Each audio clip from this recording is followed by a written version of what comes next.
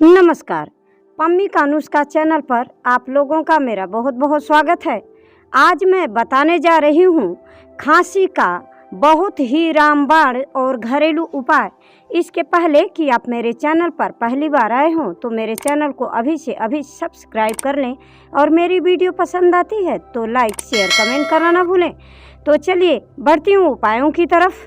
जी हाँ, एक कच्चा और हरा अमरूद ले लेना है जिसे कि आप लोग आग में भून लें।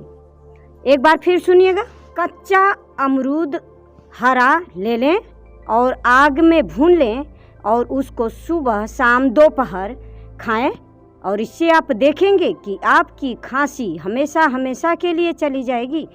इसी के साथ वीडियो बंद करती हूँ। धन्यवाद।